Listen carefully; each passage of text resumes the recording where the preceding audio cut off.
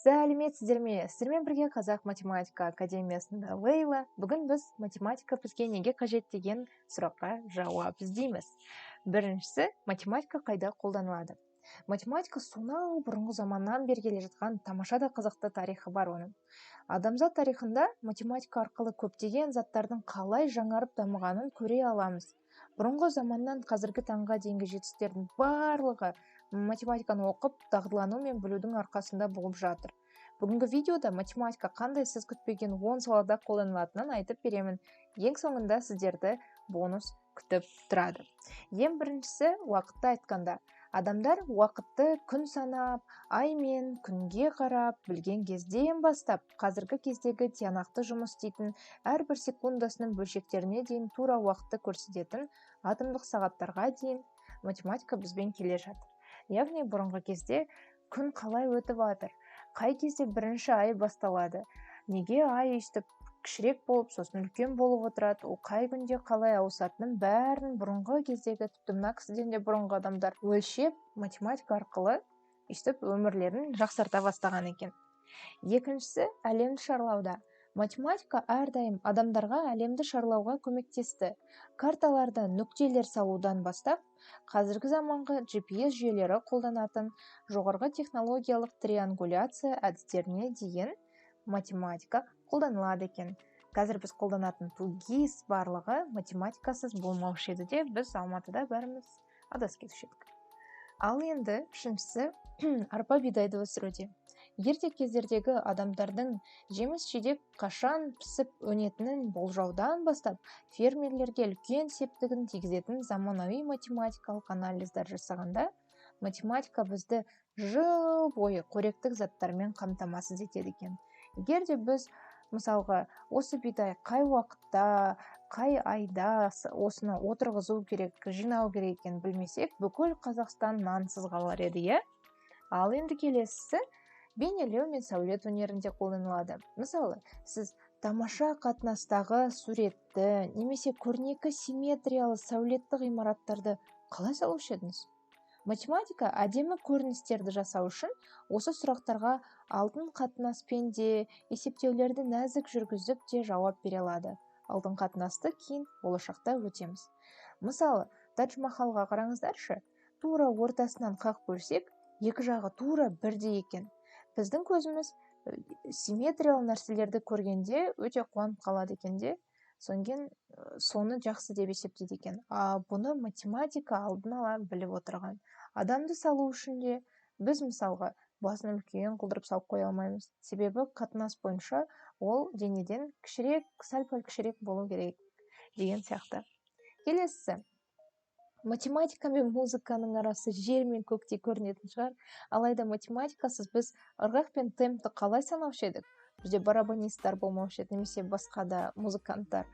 Математика әртүрлі ноталардың қосылғанда қаншалықты жақсы әуен болатынын түсінуге көмектеседі екен. Мүмкін сіздер FM Studio деген сияқты бағдарламалармен жұмыс істеп көрген шығарсыздар. Сол кезде математикада қолданылады екен. Келесі, ғаламды түсінуде. Математика адамдарға түнгі аспанға алғаш қарағаннан бері ғаламды түсінуге көмектесті. Біздің ерте ата-бабаларымыз ай фазаларын қадағалау үшін ағашқа қарапайым есептеулерді қолданған. Кәдімгі қарапайым, мысалға бірінші түн өтсе, бір сызық, екінші күн өтсе, екі сызық, үшінші рет айды көрсе, үш деп қойып отырған.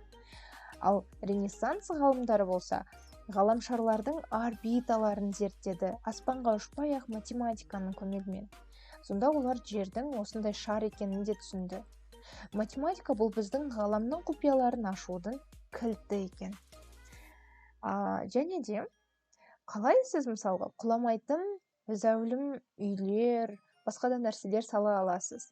Қалай соны қолайлы да көркем ете аласыз? Математика архитектура мамандарының, құрылысшылардың, инженерлердің, тіпті дизайнерлердің де шешімдерінің бастамасы болады екен.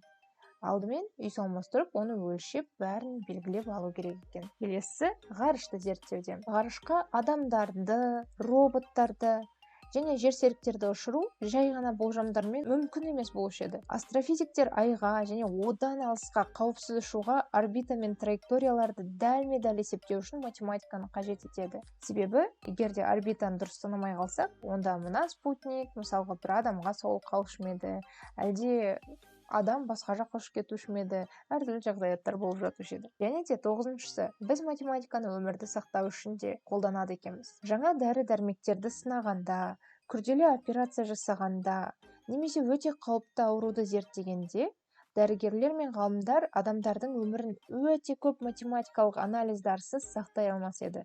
Сондықтан математика тура мағынада өмірді құтқарушы дей аламыз. Компьютер әлемінде мына кісіні көріп тұрсыздар ма? Бұл кісінің аты Ада Лавлейс.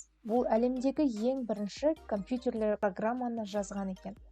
Ол сол программаны жазған кезде оның математикалық есептеулері өмірді қалай өзгертіп жіберетінін тіпті елестете алмаған шығар.